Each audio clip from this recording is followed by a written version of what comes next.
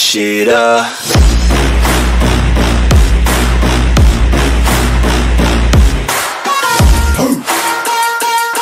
What is your profession?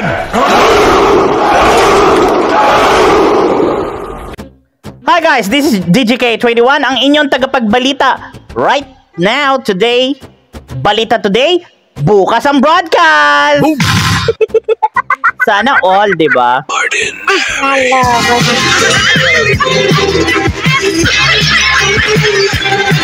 So, mga nagbabagang balita ngayon, PBJ, oh my God! Joey De Leon, may patama kay Yorme Isko Moreno. Is that true? Oh my God, sana all! Naloko na. So ano ba ang sinasabi na sa post niya doon sa Instagram? Ang sabi niya, yung may bagong cryptic post si Henyo Master Joey De Leon sa kanyang Instagram post na pinaghihinala ang patama para kay Yorme. Oh my God, Yorme! What is this, man? Naloko na. Wow! So ito basahin natin guys. Si Pinoy Henyo Master nag-ano po? Hindi naman siguro patama. Nagsabi lang. Ayun naman freedom of speech. Huwag kayong judgmental kasi. Ano ba? Abay malupit. Wow! Ayan, sabi niya, Gina Gitle. In short, genuine na legit. Then, Dehins Gethali. Okay, hindi tagilid. Sana all hindi tagilid. Oh my God. Bongga! Ang bago at pinag-uusapan sa Instagram post ni Joey De Leon. Charat po sa inyo, Henyo Master.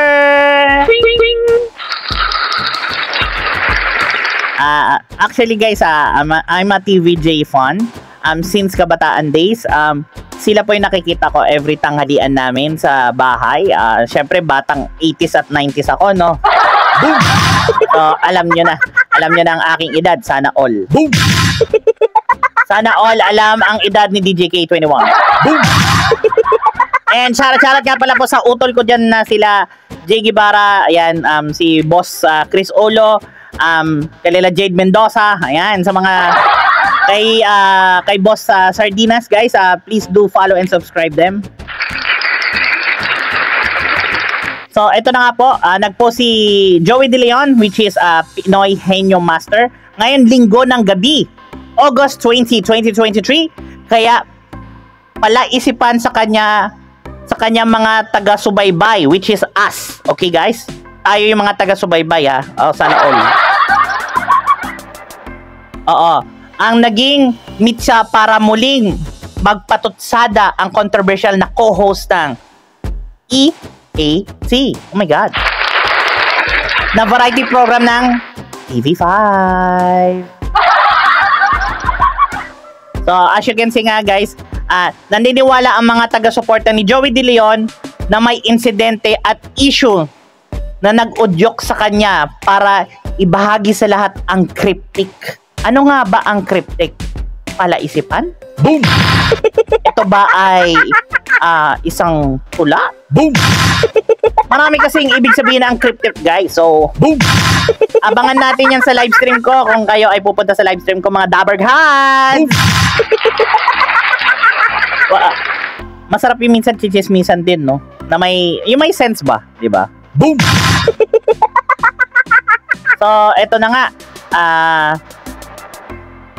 Na-post na ginamit niya sa caption na larawan sa lahat ng mga host ng EAT.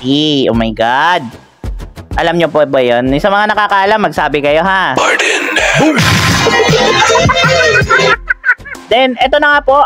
Sabi niya nga is, mga nag-iisip na baka si former Manila City Mayor Isko Moreno. Oh my God.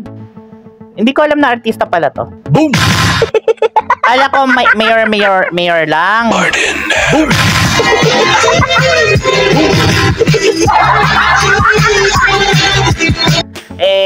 Hindi kasi ako big fan ng tao, kaya EBJ pa rin ako. Sorry. Masakit man pakinggan yung real talk, pero sorry po walang pilitan. Oo. Na may sariling segment na EAT or Bulaga na G sa Gedli ang pinatutungkulan ng Instagram post ng comedian at TV host at tinaguriang Henyo Master or Pinoy Henyo Master Joey De Leon. Oh my God! Sana all. Oo.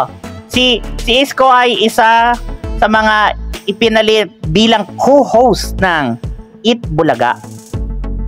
At ang G sa Gedli ang kanyang public service segment na namimigay ng pera sa mga tao na nakakasalamuhan nila ni Buboy Villar.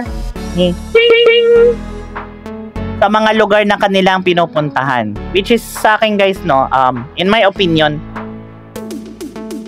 parang hindi bagay, no?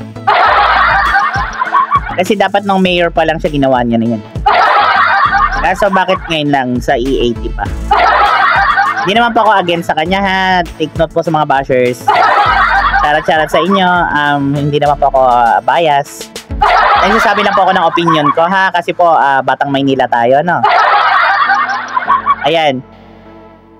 So ang sinabi dito ay kung may G sa Gedli, ang Eat Bulaga, may sugod bahay mga kapatid. Ang EAT. O, diba? Sa version nila ng one for all for one. Which is guys, ang one for all for one. Sorry, nabubulol ako. Hirap mag-Tagalog eh. Ayan po yung segment ng TVJ talaga. Originally, it's from them. Sila po yung TVJ has the rights on everything. Kasi silang content creator, which is like us. Content creator din tayo like in YouTube. So, kung sino yung nag-create, siya yung may karapatan. Siya yung may royalty, everything. Siya yung pwedeng humawak ng lahat. Siya yung may titulo. Kasi sila nga yung original. Diba? Na isa sa mga dating public service segment ng television programa na pinangangalingan ni na Joey, Tito at Vic Soto. Tito Soto, in short guys. Yung tatlo, si TVJ, yung TVJ yan, yung sinasabi dito. So, as you can see naman, balitang another showbiz na naman tayo. Billy Crawford, Showtime ba o Eat Bulaga? Pero kung gusto niya malaman guys, see you on my live stream mamaya onte. And sana po manood kayo. By the way, thank you nga pala po sa mga nag-advise sa akin. I would like you to hear the opinions of you guys. Gusto ko po marinig yung mga opinion yung mga kababayan sa mga nangyayari sa TVJ. Controversial yan, viral man yan, o kung ano yung mga specific na nasa isip nyo, you're free. It's a freedom of speech. Pwede po kayong magtanong sa akin doon. Pwede kayong magsabi ng saloobin nyo as a viewer sa aking live stream. Okay? Tapos, pag-uusapan din natin si Mayor Jose Manalo. So, watch out. By the way, guys, see you again on my next videos and else. This is DJK21. Always don't forget to like and subscribe to my channel. And God bless. See ya. And shout out by the way sa mga TVJ dyan, mga kadaber cats natin. Legit! See ya guys.